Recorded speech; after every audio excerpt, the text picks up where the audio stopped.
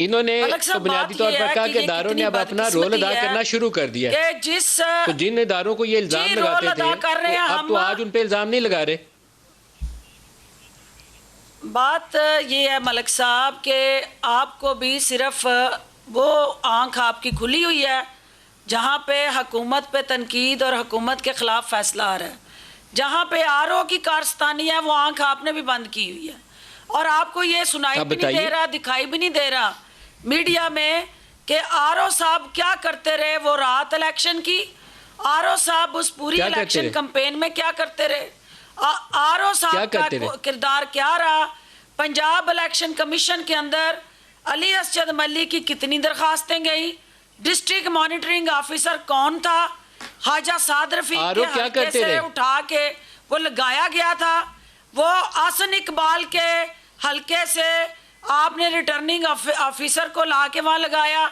जिस दिन इलेक्शन वाले दिन आरओ साहब के सामने राना सनाउल्लाह डेथ स्क्वाड लेके पोलिंग कैंप के अंदर बैठ के प्रेस कॉन्फ्रेंस करके उस पूरे इलेक्शन के पुरअमन माहौल को पुरतशद्दद बना रहे थे, उस वक्त आरओ साहब किधर थे?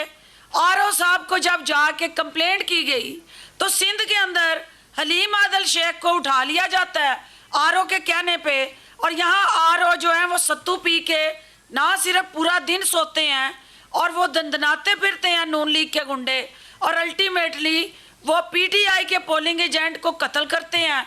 और कातिल जब फायर करता है तो गुत्थम गुत्था दो अफराद में से वही गोली जाके पहले उसको लगती है भतीजे को और फिर दूसरी गोली उस दूसरे हमारे पोलिंग एजेंट को लगती है, और ये तमाम तमाशा सारा दिन चल रहा है और आरओ टस से मस नहीं होता।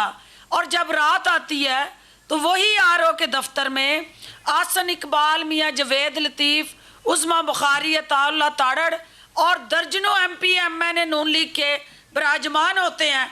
या क्या कभी आपने ये सुना था कि फॉर्म 45 का जो रिजल्ट है, फॉर्म 45 का रिजल्ट आपकी पूरी की पूरी नून लीग को दिखाए जा रहे हो और वहाँ पूरे का पूरा तमाशा लगा। हमारी पीटीआई में जो लोग वहाँ गए वो ना एमपीए थे ना एमएनए थे, उनको इलेक्शन कमीशन के रूल्स कहीं पे भी रिस्ट्रिक्शन नहीं लगाते।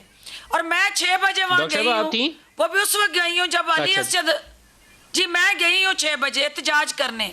मैंने जाके आरओ साहब से ये कहा था ये सारी रात से आपने इनको यहाँ बिठाया है। आरओ साहब का जो रोल था वो बहुत बड़ा सवालिया निशान। आरओ के तो बंदे किसने उठाए? नून लीग ने उठाए या आप लोगों ने उठाए? बंदे किसने उठाए? बंदे किसने उठाए? बंदे किसी ने नहीं उठाए, बंदे अपनी रूटीन। अगर बंदे उठाए थे तो मुझे बताएं कि अब तक उन बंदूक के हवाले से वो स्टेटमेंट इलेक्शन कमीशन के पास क्यों नहीं आई? इलेक्शन कमीशन अब तक ये क्यों बावर नहीं करवा सका? क्या पहली दफा ये हुआ है मलिक साहब कि इलेक्शन का रिजल्ट जो है वो 3 बजे के बाद आए? ये पहली दफा हुआ है शहर के अंदर। वो तो फिर देहात के पोलिंग स्टेशन थे मलिक साहब। शहर का रिजल्ट 2:30 बजे शहर का रिजल्ट आया है, वो डिनाई करें कि क्या वो भी किसी ने उठाया हुआ था? ऐसा नहीं होता। इलेक्शन कमीशन के अपने लेकिन ये तो रिपोर्टेड फैक्ट्स हैं, ये इलेक्शन कमीशन ने रिपोर्ट किया है, ये किसी और ने रिपोर्ट नहीं किया डॉक्टर साहब।